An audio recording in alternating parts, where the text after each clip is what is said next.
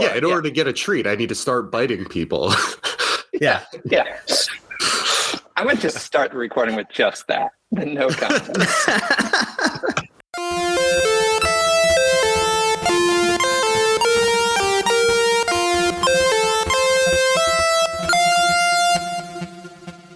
Hello there. Welcome to the Good Art Friends, where good friends discuss good art. Jonathan, my good friend, it's nice to see you. Yeah, it's good to see you as well. I'm happy to be here. It is 2025. We are 15 days in when we're recording this.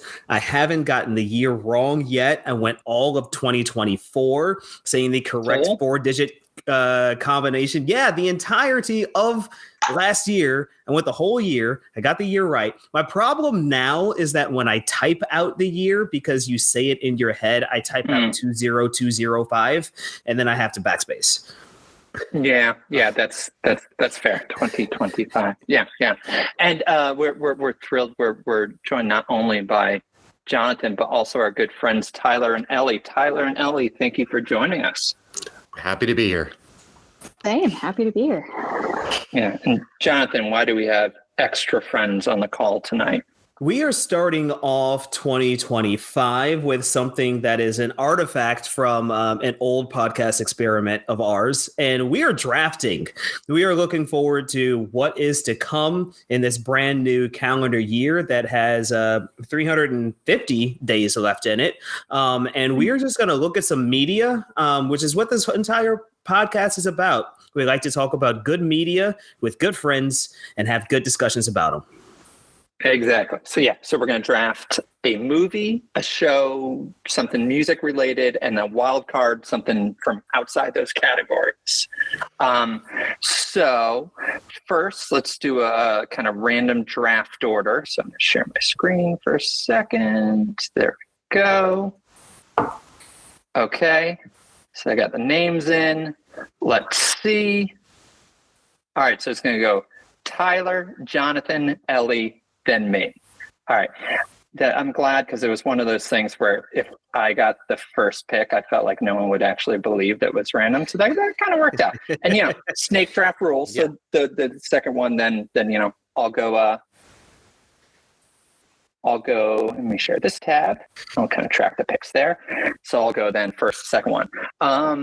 Anything coming out this calendar year is eligible. Any clarifying questions? Yeah, how flexible are these categories? Yeah. Go weird with it. I have one that will probably get vetoed. So yeah, by all means. I'm already vetoing it. Now, preemptive veto. Preemptive. Now, are we going one category at a time? Or can we go any category for all four picks as long as we at each point hit one of the categories? Yes, exactly that. So Tyler has the first pick. So whatever he feels like is the most, competitive, that's what he might want to take. So you just need to it'll be 4 rounds. You need to take all 4, but in whatever order you see fits. Awesome. Tyler, go. It's so tough. A lot of pressure here. That makes it more interesting. Yeah, I was really hoping for like the last pick. Does anybody want to trade? How much money are you willing to give me? Yeah, we can do deals. We share a bank account. Less interesting. Yeah. I have no idea. The problem is I don't know where your guys' minds are at and what you're going to want to take. And that is the joy of drafting. It's the worst part. And then I got to pick, and then I don't pick again until like 8th. Yeah, can't blow this pick. There is tremendous amount of pressure. This is why in my fantasy football league, when I won the selection to pick what pick I wanted first, and I took 4th because I'm like, I don't want the number 1 pick. I want the too much pressure. Yeah. I want those back-to-back picks at 4 and 5. That's a lot more fun. All right. No, I don't like that either. I don't like any of these as the first pick. So I'm just gonna go with the thing that I am currently most excited about. It's probably not going to be what other people are maybe most excited about, but I'm just gonna take it because it's the one I want. I'm gonna take in the TV show category. I'm gonna take Daredevil: Born Again. Ooh, yeah, that's a big one to go off the board. Yeah, that was because I just watched the trailer right before drafting, so I might have. That's a good one. Yeah, it was. I watched that trailer today and really excited about it. I mean, it's been 5 years since that show was on, and it looks like Disney's finally going to go really dark on a show. They did show a lot of broken bones in vivid detail in that trailer. I don't think I'd ever seen someone break a bone through a t-shirt like in that trailer. But they did that. I'm just really excited. Love the Netflix version of it. So excited to see it in a couple months. Yeah. Who's the actor? Vincent D'Onofrio. Yeah, he is so good in that character. He's so good as Kingpin. He's so good at everything. Yeah. He really is. Ellie, do you watch that with Tyler?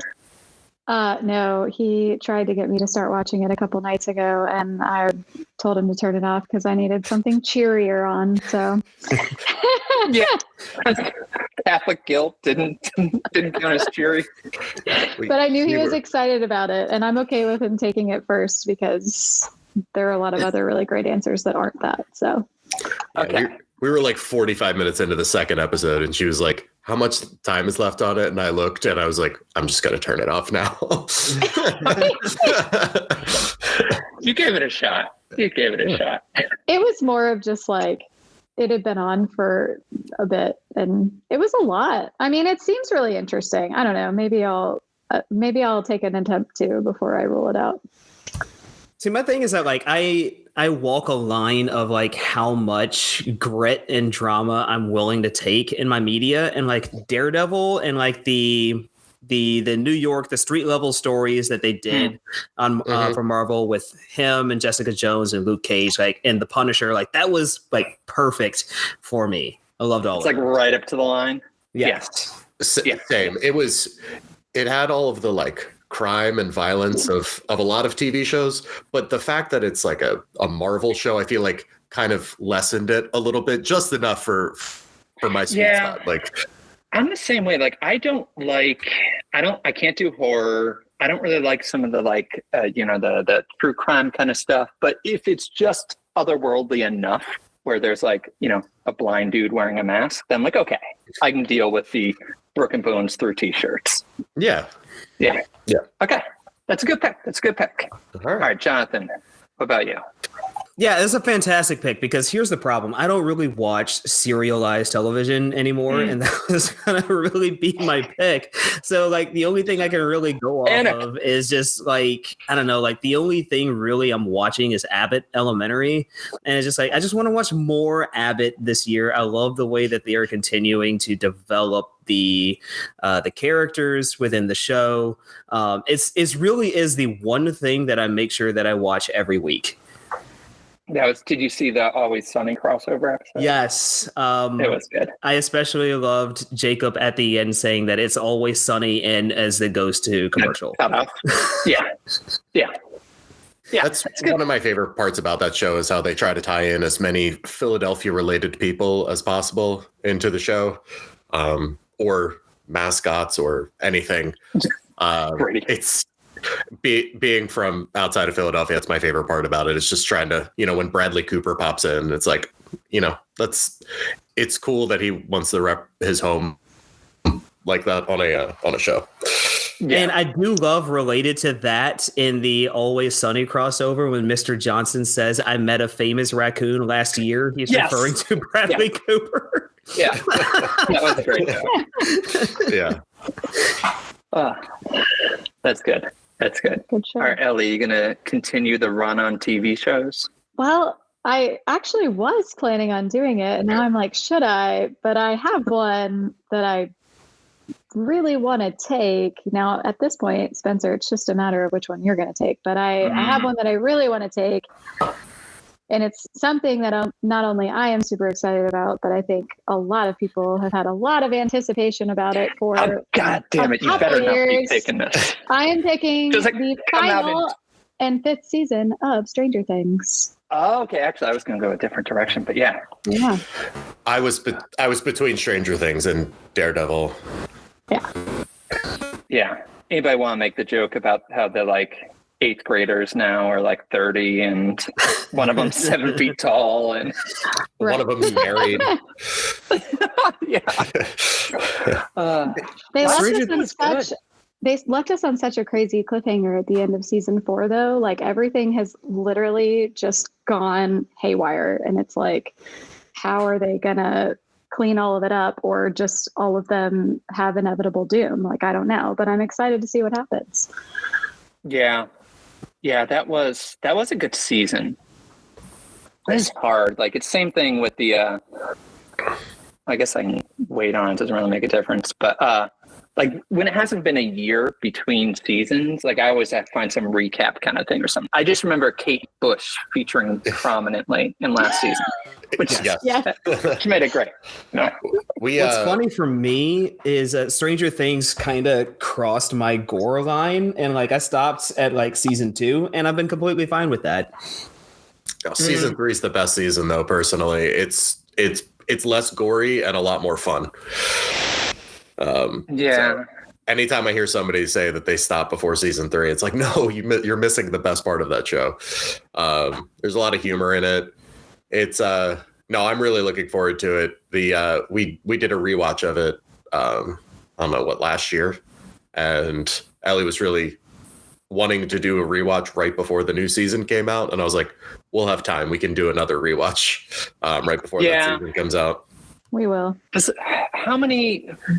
Yeah, like how many episodes? It's what, like 10 episodes this season or something like that? 8 to 10? Yeah. Yeah, that's doable. And they go pretty quick. Yeah.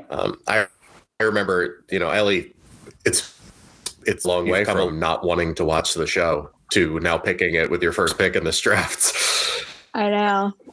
Yeah, I hadn't seen it. And then right around the time season 3 was coming out is when Tyler was like, hey, you should watch this. And I remember one day he was at work and I was at home for whatever reason that day. And I like binged an entire season without him. And he was like, what did you do? Yeah, she had sent me a text that was Stranger Things related. And I went, is she watching it? And I opened up Netflix on my phone and was like, she's like 6 episodes past where we were. Oh, that's pretty good. That's a good pick. Okay. Yeah, I guess I can wait on the show. I feel like, Ellie, were you going to choose a musical for your movie? Was I going I don't think you should be asking these questions. I'm okay with upsetting you or Jonathan, but I just haven't known Ellie long enough to swipe her pick and then all of a sudden, never talk to me again. That's what the draft is all about. Okay.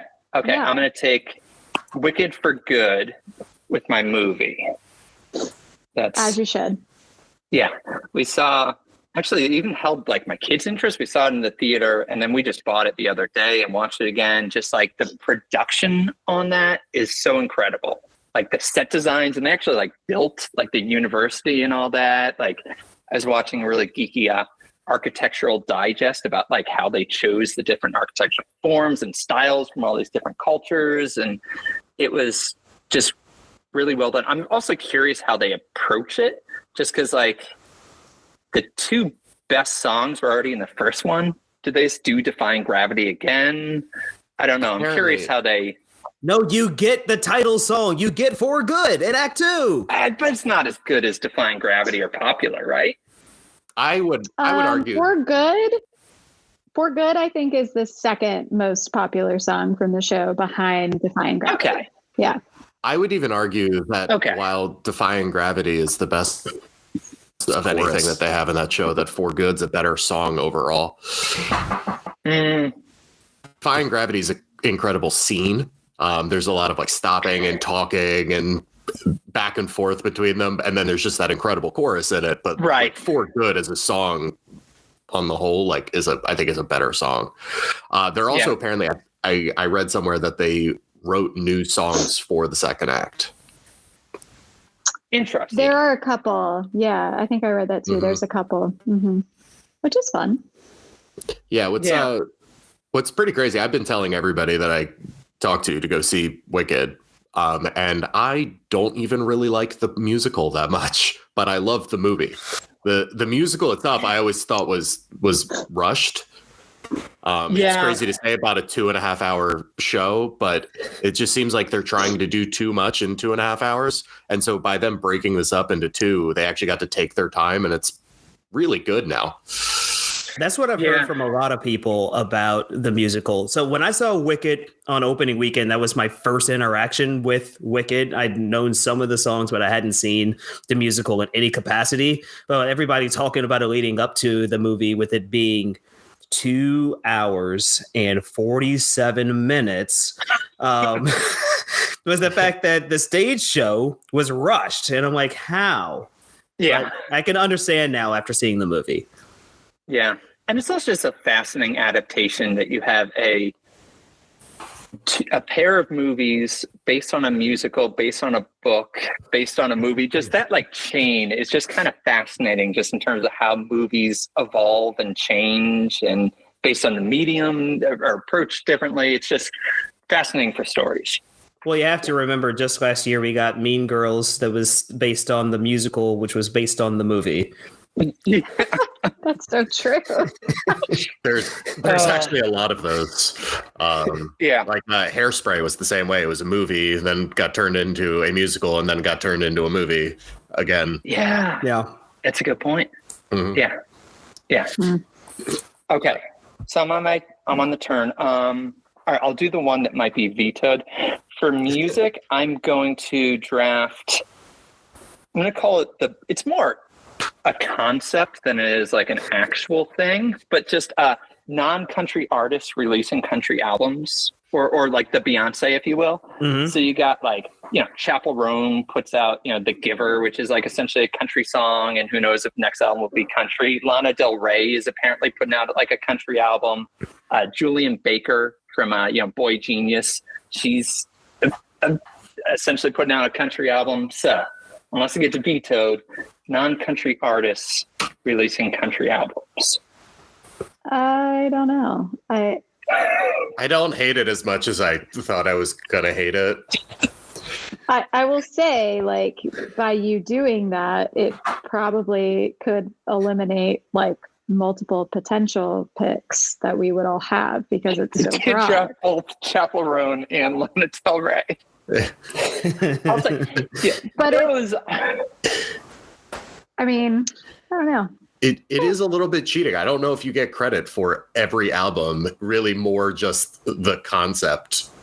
Yeah. This is a very conceptual podcast, you have to understand, though. I've already grasped this.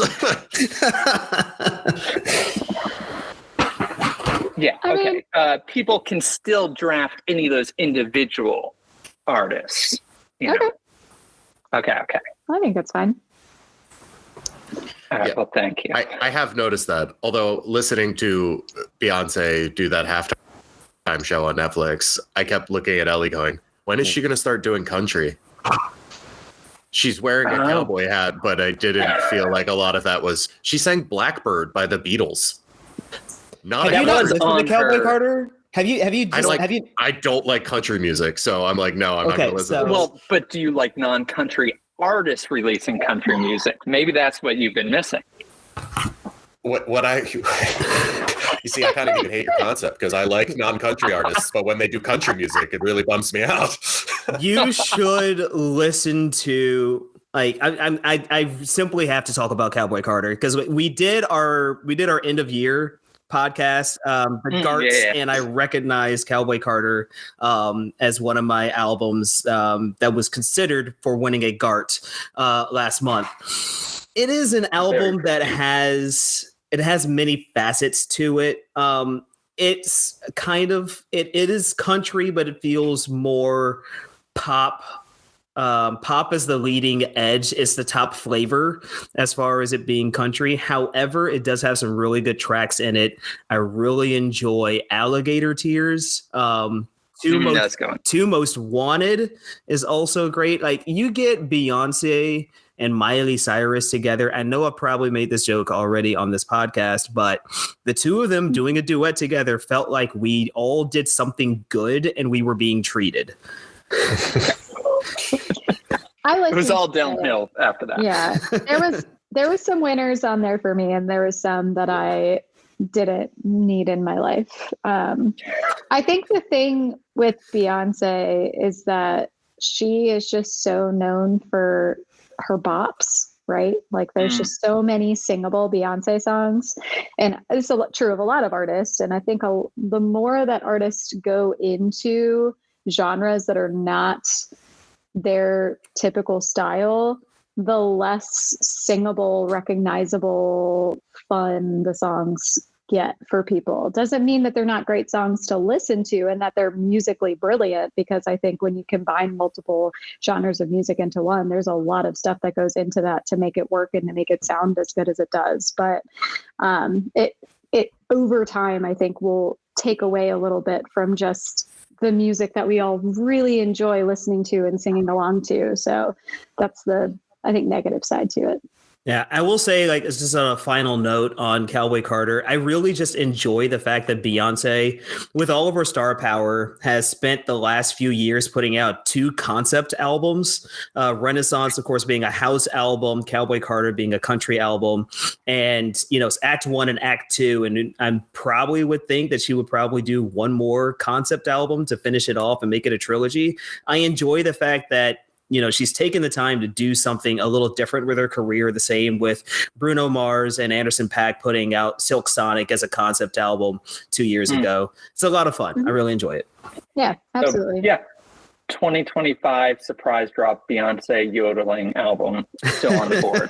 Someone can take that. Actually, another fun one I read about is Ringo Starr from the Beatles, because we brought him up earlier. He's coming out with apparently his second country album. So that's I got that one too. Yeah. You don't get the albums. Conceptually. I had it on my list as like an interesting one. I wasn't going to take it, but it goes right in with what you were saying. So yeah. If this is the trend, though, where artists start doing albums from genres that they don't normally do, I'm looking forward to the eventual Taylor Swift rap album. My God, that probably will happen. That's going to be that's what I'm looking for. Or Taylor Swift trying to do R&B. In one of my friend groups, somebody has already pointed out the fact that they really want Taylor to do a cover of "The Dream Is Dead" by Pup, which is a Canadian punk outfit. I don't know if they really classify them as punk, but I just really do dream of Taylor Swift on a stage shouting out, "They used to say, 'Don't quit your day job,' but guess what? I never had one." That feels so Taylor, and I need it to happen. That would work. Yeah. Funny. Okay. Ellie, what do you think? I think I am going to join you in the land of movies, and I can only imagine it's going to be great. The first 2 are very highly ranked in the list of highest grossing films. We have to wait till December, but it's Avatar, Fire and Ash. Oh. The 3rd Avatar movie. I never saw the second one. Second one was good? It was good. I don't remember anything that happened in it, but it was good. It looked cool. Oh, I do. This is when they started writing the, instead of writing like the flying creatures, they were writing the swimming creatures. That's right. Remember? This is the movie where the one guy tried to strangle another guy while underwater. Yeah. He was already not breathing. I don't know what they were trying to do there. But the whole big final fight, he's strangling this guy underwater. And I'm like, I don't know what you're trying to do. Bruise his neck?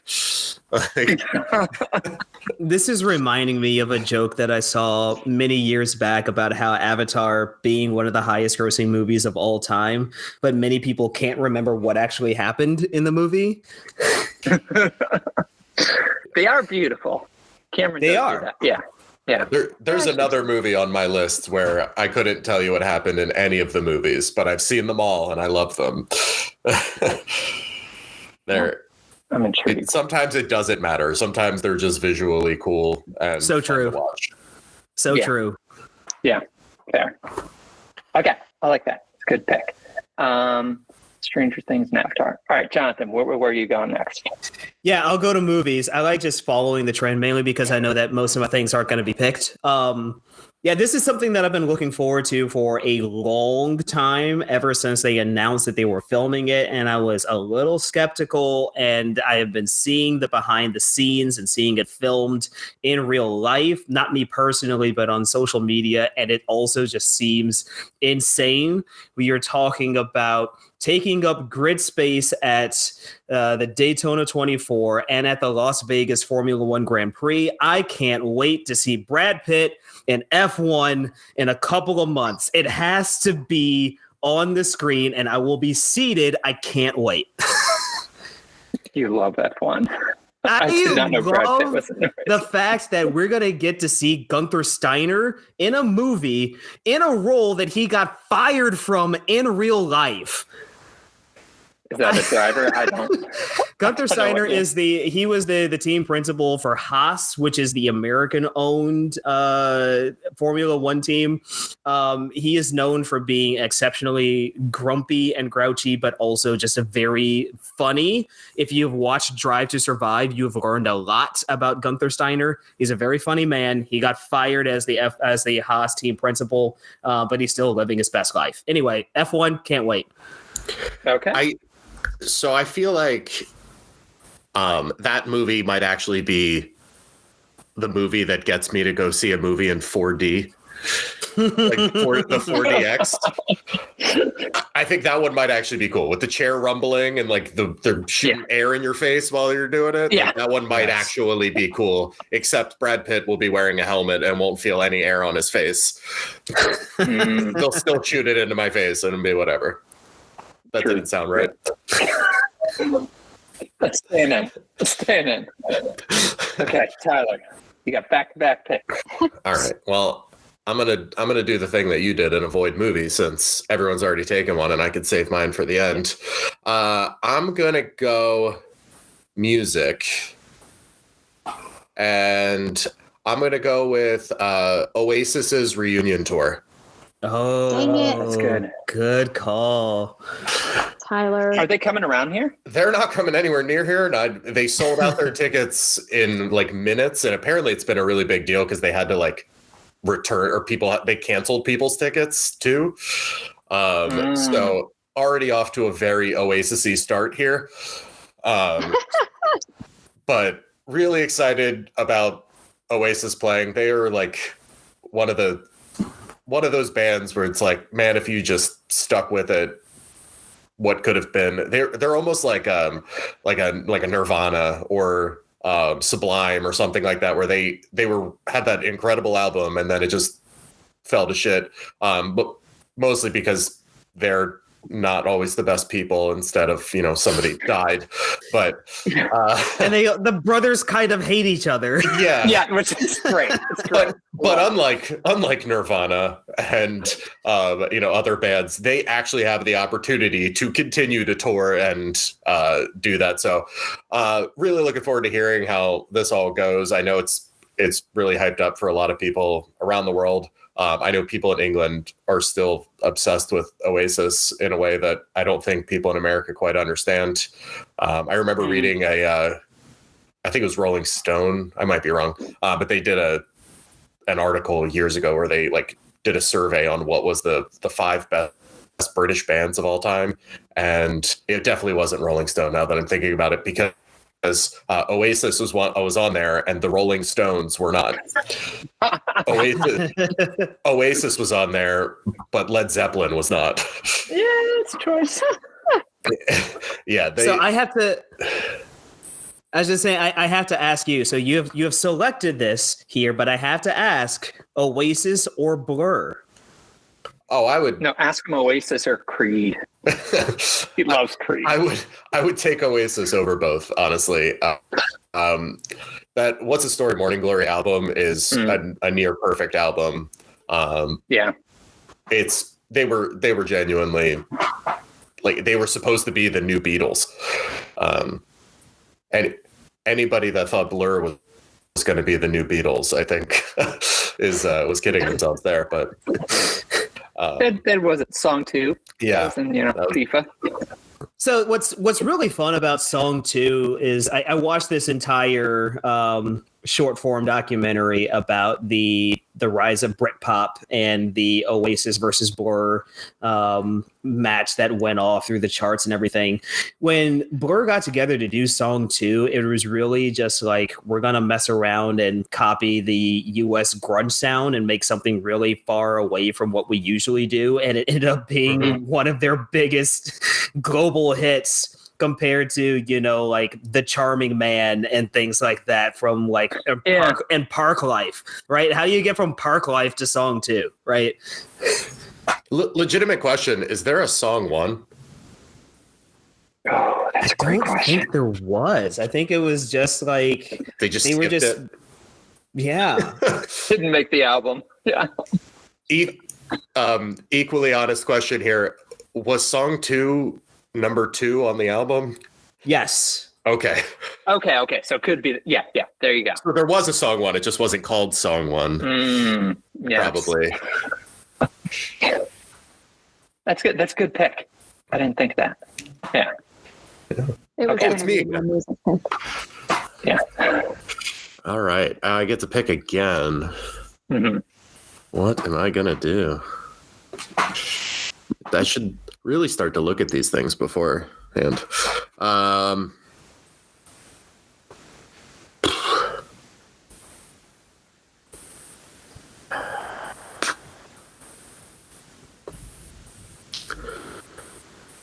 Sorry, Ellie, I got to do it too. I'm going to go to the world of Broadway and take Just in Time, which is a new Broadway musical starring Jonathan Groff, Tony Award winner Jonathan Groff, as Bobby Darin, doing the story of Bobby Darin. No way. Yeah. Really? Mm-hmm. They're also doing it theater in the round, which means the stage is in the middle of the theater, and they're putting like cocktail tables and everything all around the table or all around the stage. And so he's just like kind of out in the middle of the theater performing with everybody seated around him. That's delightful. Yeah, it'll be really cool. Tickets are going to be impossible to get. But I'm going to try. Wasn't even on my list. No? Oh, there you go. No Broadway made it onto my list. It's all various things. I had a handful. Some that I will mention afterwards, but some cool stuff coming out. Yeah. There is a lot of cool stuff coming out. Yeah. Nice. All right, Jonathan, what about you? All right, so for me, I'm going to go to the music category. Dear Seattle is putting out their new album by the time that this is released, so I'm not going to choose this. I have a reason to believe that this year, one of my top favorite bands, Dinosaur Pileup, is going to put something out for the first time in 6 years now. They last released an album in 2019, which was Celebrity Mansions, which was a little bit of a departure from their sound from their freshman album, which was Growing Pains, which is amazing. And that followed with Nature Nurture, and then 1111, which I think is my favorite album by them. Turns out in this 6 year time frame that I didn't see them, I saw them here in 2019. I walked around Red Hat Amphitheater because I didn't want to buy a ticket to Shinedown So I just walked around as they were the opener for the show, and I heard them play some of their biggest hits from their early albums, and then they were touring 1111 at the time. But their lead singer, Matt Bigland, he apparently was diagnosed with Crohn's in the meantime, and basically just went through that, and also the big sad that we all went through during the pandemic. And recently on the band's Instagram, he's been documenting, well, not documenting, but sharing like everything that he's been going through during the time that he was away. But they have announced that they're back in the studio, and I really hope that I'm going to get a new Dinosaur Pileup album this year. Okay. Aspirational pick. I like it. Yes. So I'm going to be honest, I've never heard of this band before, so I went on Wikipedia. Yeah, this happens a lot for me. So I'm fairly convinced. Sorry, go on. I went on Wikipedia to read about them, and I got this paragraph that I think is hilarious. They're talking about the name. He thought yes, I know exactly where you're going. He thought of the name Dinosaur Pileup after watching the 2005 film King Kong. Matt Biglin has said in an interview, "I watched the remake of King Kong, which was pretty bad. It was ages ago, before this band or even the idea of this band ever existed. Anyway, there was this part in it where this stampede of dinosaurs, the front one is shot in the leg or something, and it trips up, and then all these huge dinosaurs trip up, roll down this hill, and it just ends up in this massive pileup, and everything in between them survives. I thought it was ridiculous, and as a joke, I said, I have to start a band called Dinosaur Pileup." And that's where they got the name of the band. I think about that all the time, and if you've seen King Kong, you know exactly what scene he's talking about. Yes, very good movie. Wild. Yeah, so Jonathan's always referencing bands that he like, and I swear he's just messing with me and just making up the names. So Jonathan, I want you to give me 4 bands that, give me 3 bands that you like that are actual bands, and then 1 made up band, and then we'll see if we can guess the made up one. Well, some of these I'm going to see this year. I'm going to see. Okay. I'm going to see Last Dinosaurs. I'm going to see Fontaine's DC. I get a chance to see Microwave again, and then I can't think fast enough on my feet to actually make up a band name. You can't make the fake one the last one anyway. Honestly, I was gonna say Last Dinosaurs has to be fake, and he was just going off Dinosaur Pileup. Dinosaurs. Yeah. No, yeah, Last Dinosaurs is an Australian outfit. There's 2 brothers that both have Japanese heritage. They're based out of Australia, but they're named after the song Last Dinosaur by The Pillows, which featured in the anime FLCL. If you've ever seen it. All those things were fake. I've never heard of any of that. Every single one of those references. I'm sorry. Are we completely brushing off the fact that one of those bands' name was Microwave? Also fake. They were all fake. What? That was it. One second. Yeah. I think Jonathan just looks around his house and goes, I wonder if there's a band called this. Yeah. Okay. That's hilarious. All right. Yeah. All right, Ellie. Real band. Oh, wow. That's a cool cover. Yes, and it's purple. No, it's not purple, it's blue. It's purple and blue. Hold on. There you can see. Oh, that's fun. Yeah, they have enough fans that they can print their music on vinyl and people will buy it. That's good. I bought this at a show last year here in Raleigh. He's a legit fan. He's a legit Microwave fan. This podcast is getting heated. Oh, okay. I had to. Tyler's stuck. Okay, Ellie, what are you thinking? Okay, I guess I have the music one all to myself now. That's fun. All right, so I guess I'm going wild card. I have a lot of stuff on here, but since I know y'all are media based, I'm going to try to keep it in that vein because when I heard wild card, I was like, so everything else that's going on in the world this year. Everything else counts. So many things. Yeah. That's the point of the wild card. Classified as art. Yeah. You can go weird with it. But this is actually one that this is going to be a wild thing if it truly all comes to fruition as it looks like it is going to. This is in the realm of social media. I'm going to take the ban of TikTok. Ooh, that is good. Died 2025 TikTok, born 2025 Red Note. Yeah. Yeah, it's going to make our day-to-day very interesting because our kids that we teach just love them some TikTok. Yeah, and there's just going to be weird, I don't know, over the next, I don't know how long, there's just art in seeing like, I don't know, is Elon Musk going to buy it? Is Walmart going to buy it? Because TikTok is essentially the home shopping network. Like, yeah, right. I don't know. Or like all of the people who are now famous because literally TikTok, like, are they going to rip, like, are they just all going to be forgotten about? Are they all going to start doing Instagram reels instead? Like, I don't know. Yeah, that's good. I like that. If it does fully shut down, I'll be excited to be able to understand people when they talk again. That would be great. That's still not happening. I can tell you that.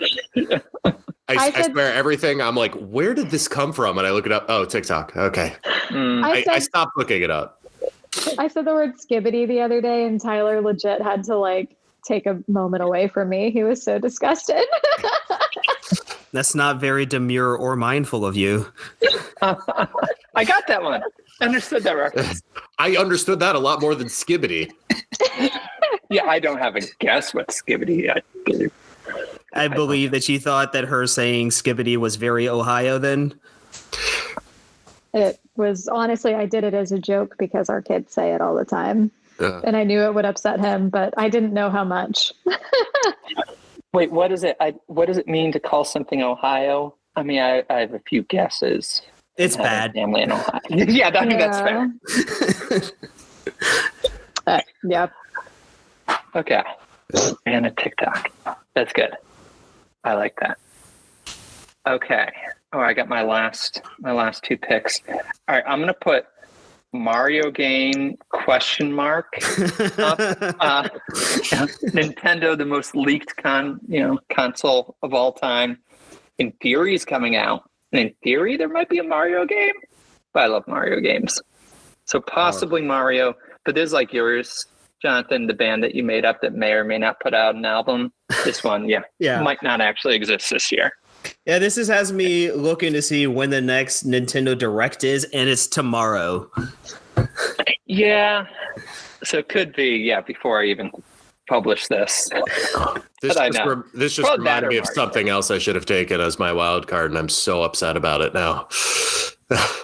We'll get to it once everyone's taken one, but it would have been a great wild card. Were you going to go dark and take Luigi? No, Wario. Oh, true. Yes. I was making a different joke. Okay. Who is Wario supposed to be? Like the cousin or something? That's evil Mario. It's just evil Mario. Yeah. Naturally. Yeah. Misunderstood Mario. Yeah. Yeah. Yes. Okay. All right. And show. I'm gonna do Severance. I'm excited. I don't know if that counts. Yeah. Is that vetoable because like reviews are already out and it's supposed to be good? No, Spencer, that's a great choice because it's also been like very highly anticipated. So highly anticipated that Apple TV released the first 8 minutes of the first episode of the season, which like nobody ever does that. So yeah, it's a great pick. I'm excited. That first season was, I need to watch like a super cut. Ashley did essentially what Ellie you did with Stranger Things, and I just came home one day and Ashley had just speed run rewatching the whole first season. So now I don't have enough time to do that, so I gotta find some super cut or something. But it's so like mysterious and atmospheric. I love it. It's weird. We just rewatched it. Yeah. Have you seen how New York City has been used as a canvas for guerrilla marketing recently? So NBC put these hooded figures on the subway to hype up the traders. And then they just put they put the people from Severance in a glass box in the middle of Grand Central Station. Yeah. Yeah. I'm Scott just hanging out. Yeah. That's like literally the actors? Yes. Oh, that's crazy. Yeah. It is. Okay. So yeah, that's my board. All right. So then back to Ellie. Cool. Music. All right. I have a lot of options here. I was actually going to take the Oasis reunion tour because of it just being so talked about. So that, ironically, a band that I don't care a whole lot about is the pick that somebody took I'm the most upset about. So thanks, Tyler. Well, I have a word of advice for you. Don't look back in anger. Thank you for that. I really appreciate that. Yes. Oh man. There's a lot of stuff. I'm going to go with one of the ones I saw that I'm more excited about for this one. It's been 4 years since she's released an album. She's been doing a lot more in the acting realm as of late, but it's supposed to have a lot of pop bangers on it. I'm excited about it. Lady Gaga is releasing a new album in February called the LG7 album. Oh.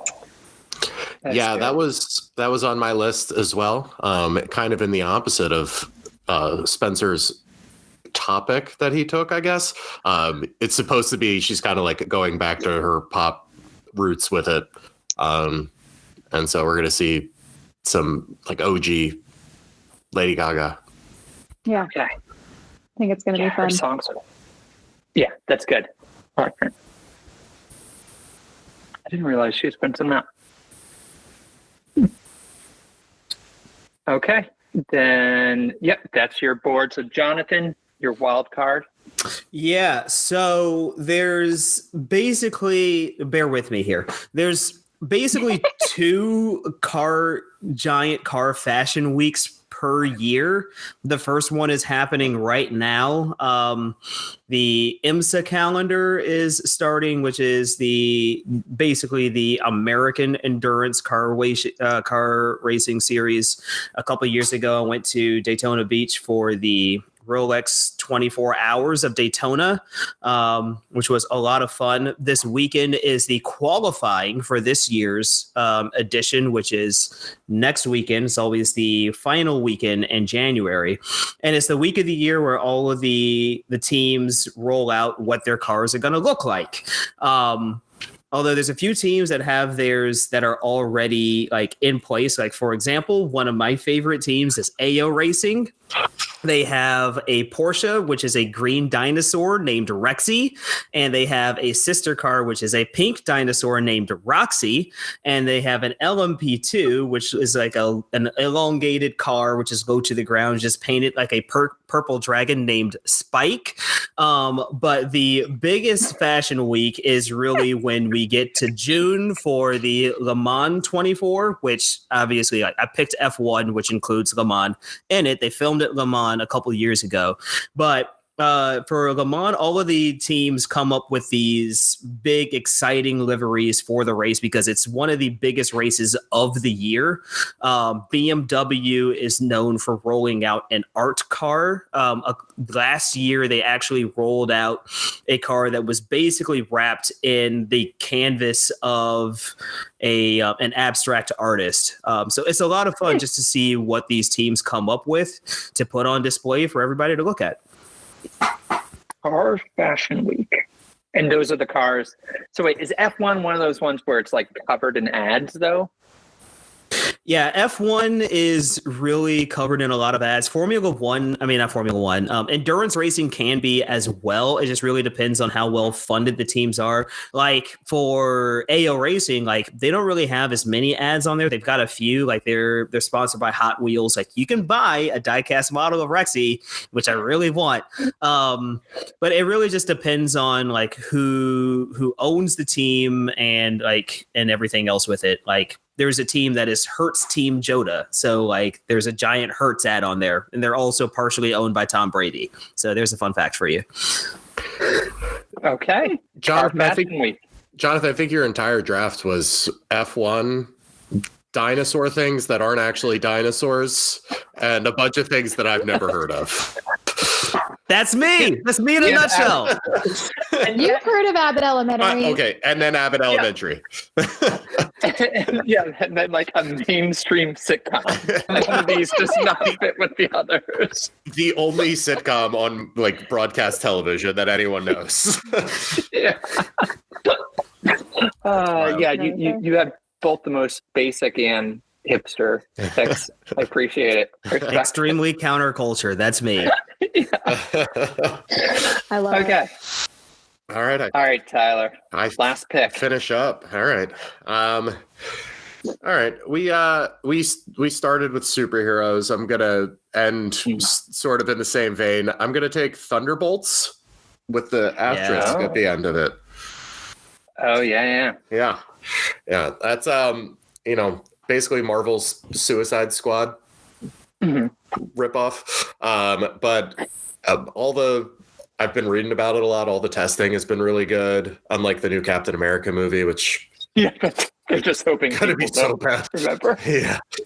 That thing's a whole mess. Like the director's not even in charge anymore. They've done like 6 rounds of reshoots and just keep showing it to people, and they just keep hating it. They added new characters in reshoots. Like you typically think reshoots is just like kind of tweaking scenes. Like no, they're just adding plot lines. Yeah, no, it's like I didn't realize it was such a wreck. Yeah, a month before the movie comes out, they're still working on it. They're still like reshooting things and trying to figure it out. They're showing it to test audiences, and every time they do, it's the test audiences are like no. But Thunderbolts is the opposite. They're doing reshoots as well, but all the testing has come back incredibly positive. The cast is great. I mean, you got humongous cast of people whose names I can't think of off the top of my head right now. I'm looking at it right now. You got Sebastian Stan, Florence Pugh, David Harbour, and Julia Louis-Dreyfus, who I can't wait to watch as Valentina DeFontaine. You also have Wyatt Russell in there too, who's fantastic. Yeah. So great cast, fun, different storyline for Marvel, not necessarily really different for DC, I guess, but different for Marvel. And the trailers and the like sneak peeks and everything all look really, really good. So I'm trying not to get my hopes up too high because Marvel films just generally haven't been good in the past 5 years. But it looks like this could be a difference, the different one for them. Yeah, I like that. Yeah, I had okay. So yeah, we can go through the draft and then we can say if there's anything else. So Tyler, Thunderbolts, Daredevil Born Again, Oasis Reunion Tour, Just in Time on Broadway, Jonathan, F1, the movie, Abbott Elementary, Dinosaur Pileup, Car Fashion Week, F1, the fashion, Ellie, Avatar, Fire and Ash, Stranger Things, Final Season, Lady Gaga's new album, Ban of TikTok, like it. And then I got Wicked for Good, Severance, non-country artists releasing country albums, and Mario game ? Okay. Was there anything else that people wanted? What else is on your list? Anything else big? So when you brought up Mario game, I remembered that Universal Studios is opening Epic Universe. Oh yeah. And that park, I've been watching a lot of the YouTube videos where they kind of take you through the park. It looks really cool. Excited about that as well. They got a whole dark universe, a new Harry Potter world. So that was something that popped up for me when you just brought up Mario game. Yeah, it does look fun. One thing I saw that I thought was really cool, and there's been a lot of chatter about it, is the SNL 50th anniversary special that they're doing. That was one where I was like, I think it would have to go in TV, but like, I don't want that to be my TV one. And then I felt weird about doing it for wildcard, but there's a lot of people that are going to really love that because they're going to have stars from all of the years in. So definitely something that's going to be fun to check out. One of the fun things I saw when I was looking at Broadway, they are doing they're reviving the play Waiting for Godot on Broadway, but they're doing it with Keanu Reeves and Alex Winters from Bill and Ted. Yeah. So Bill and Ted are going to do Waiting for Godot, and that sounded very interesting. This is making me want to go watch Waiting for Guffman now. I need to find if I can see that anywhere. Is that one the mockumentary? Probably. Like, yeah, like Best in Show and all that. Yeah, that's good. Nice. Yeah. What about you, Spencer? Anything you left hanging? I'm excited for. I really liked Wednesday, the first season. The second season's, I think, coming out this year. White Lotus.